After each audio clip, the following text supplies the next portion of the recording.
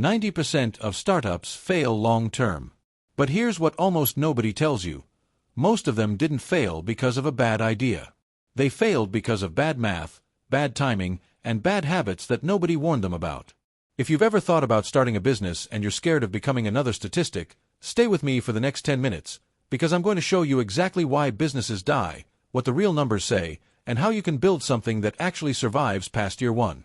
This video is for beginners, side hustlers, and first-time founders in the United States who are serious about starting something. Whether it's a service business, an online store, a local shop, or a small agency. It's for people with a limited budget who can't afford to waste their savings on guesswork. If you're looking for a get rich in 30 days video, this isn't it. If you're looking for a reality check backed by real data, keep watching. So what does avoiding business failure actually mean? It doesn't mean never having a bad month.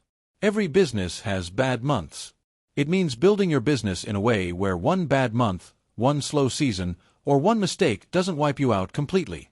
It means understanding your numbers well enough that you know exactly how long you can survive before you're in trouble, and fixing that before it happens.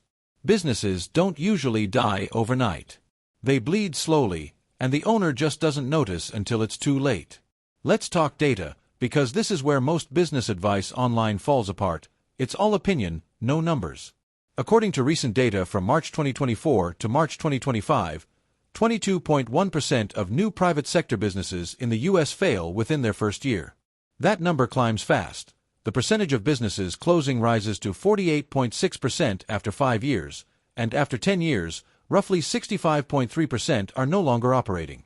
That means only about 1 in 3 businesses that start today will still be open a decade from now. And the number one reason isn't a bad product. Cash flow difficulties remain the main culprit for 82% of small business failures into 2025. Not lack of demand. Not bad marketing. Running out of cash. That single fact should change how you plan your entire launch. Lending tree fortunely. Now let's get practical. What does it actually cost to start a small business the smart way, with a safety net built in?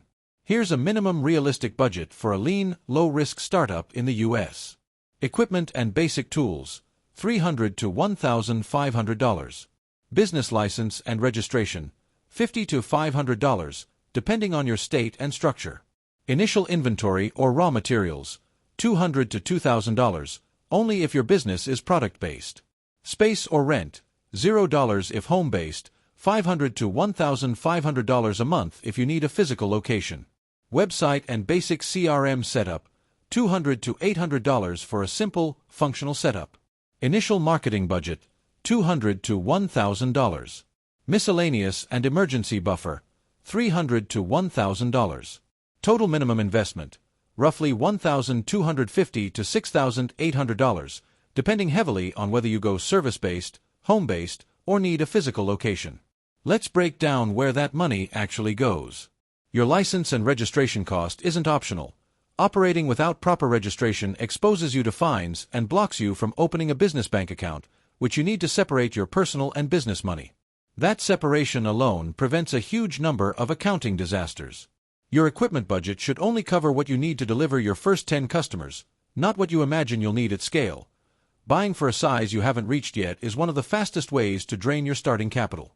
Inventory should be small and tested first. You want to know what actually sells before you commit real money to stock. Your website and CRM aren't vanity items. They're how you look credible to a stranger who's never heard of you, and how you keep track of leads instead of losing them in a notebook or your memory. Marketing in the first month should be treated as an experiment budget, not a guaranteed win. You're paying to learn what works, not paying for guaranteed customers. Beyond the starting cost, you need to plan for monthly operating expenses, because this is where most people underestimate and get caught off guard. A realistic monthly operating budget usually includes software and subscriptions around $30 to $150, marketing around $200 to $800, any part-time help or contractors if needed, and rent if you have a physical space. For a home-based or online-first business, monthly operating costs typically land between $400 and $1,200. For a business with a physical location, that number is usually $1,500 to $4,000 or more. Now, income potential, and I want to be honest with you here, not exciting. In a conservative scenario, Most new small businesses take 3 to 6 months just to become consistently profitable, and early monthly profit is often in the $500 to $1,500 range. In a realistic scenario, once you have repeat customers and a working marketing system, monthly profit for a small, well-run business typically lands between $2,000 and $6,000. In an optimistic scenario, meaning strong execution, a real market gap, and consistent reinvestment, monthly profit can reach $8,000 to $15,000 or more within 12 to 18 months. Industry estimates suggest average profit margins for small service businesses fall between 15 and 30%, while product-based businesses often run tighter, between 10 and 20%, once you account for materials and shipping. Break-even analysis matters more than most people realize. If your starting investment is around $3,000 and you're netting $1,000 a month in profit after covering expenses, you're looking at roughly 3 months to break even. If your investment is closer to $6,000 with the same profit pace, that stretches to 5 or 6 months. The businesses that survive are the ones that know this number before they start, not after they've already spent the money. Let's talk about the biggest mistakes people make, because this is really the heart of avoiding failure. Mistake 1. Spending on things that look professional before you have paying customers, like an expensive logo or office space nobody needs yet. Mistake 2. No separation between personal and business finances, which makes it impossible to know if you're actually profitable. Mistake 3. Pricing based on what feels comfortable instead of what covers your real costs plus a margin. Mistake 4. Ignoring slow months in your planning and assuming every month will look like your best one. And mistake 5. Trying to serve everyone instead of a specific, well-defined customer, which weakens your marketing and your pricing power. Here's where the real opportunity is. Most failed businesses didn't fail because their market was too small. They failed because they tried to compete head-on in a crowded space with no clear difference. The gap right now is in specific, underserved niches rather than broad categories. Instead of, I do social media marketing, it's, I do social media marketing specifically for local dentists. Instead of, I sell candles, it's, I sell candles designed for small apartments with no ventilation. Specificity is what makes a small budget go further, because your marketing becomes more targeted and your word of mouth becomes stronger. So here's how you actually start this the right way. Step 1. Validate your idea with real conversations or small test sales before spending on equipment or inventory. Step 2. Register your business properly and open a separate business bank account. Step 3. Build a lean version of your offer, the smallest thing you can sell that still delivers real value. Step 4. Set up basic systems for tracking leads, customers, and expenses from day 1, not 6 months in. Step 5. Launch with a small, focused marketing push to a specific audience, not a wide, unfocused one. Step 6. Track your numbers weekly, revenue, expenses, and profit, so you catch problems in week 3, not month 6. On the system side, if your business involves customers booking services, repeat orders, or any kind of ongoing relationship, you need a basic website and a CRM system to track leads and follow-ups. This is non-negotiable, because manually remembering who to follow up with is one of the quiet reasons businesses lose revenue they already earned.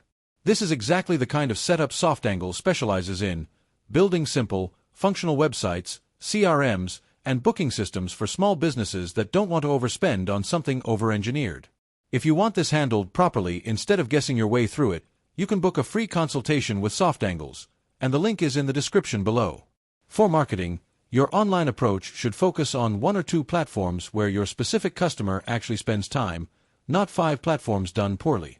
Offline, local partnerships, referral incentives, and simple word-of-mouth systems still outperform paid ads for many small businesses in their first year. If your budget is tight, focus on organic content and direct outreach before spending on ads. Spend on ads only once you know your offer converts. Once you have consistent revenue, scaling means reinvesting profit into paid acquisition, hiring for your weakest area, and slowly expanding your service or product line based on what customers are already asking for. Now, the real risks. Cash flow gaps during slow seasons. Underpricing that looks fine on paper but doesn't cover your real time and costs. Burnout from doing everything yourself without systems. And competition catching up if you don't keep improving your offer. These aren't reasons to avoid starting, they're reasons to plan before you start. Some quick do's and don'ts. Do keep a cash reserve equal to at least 2 months of operating expenses. Do track your numbers weekly. Do start smaller than you want to. Don't take on debt to fund lifestyle-level spending in your business. Don't skip proper business registration to save a few dollars. And don't scale your marketing budget before you've proven your offer actually converts. So, final verdict, is avoiding business failure realistic? Yes, but only if you treat it as a math problem, not a motivation problem. This approach is worth it if you're patient, willing to track numbers honestly, and comfortable starting smaller than your ego wants. It's not for people looking for a quick payout in 30 days, or people who aren't willing to separate emotion from decision-making when the numbers say something needs to change. If this video gave you a clearer, more honest picture of what it actually takes, subscribe for more breakdowns like this one. Real numbers, no hype. And if you're ready to move from planning to actually building your website, CRM, or booking system the right way, book a free consultation with SoftAngles using the link in the description. Let's build something that lasts.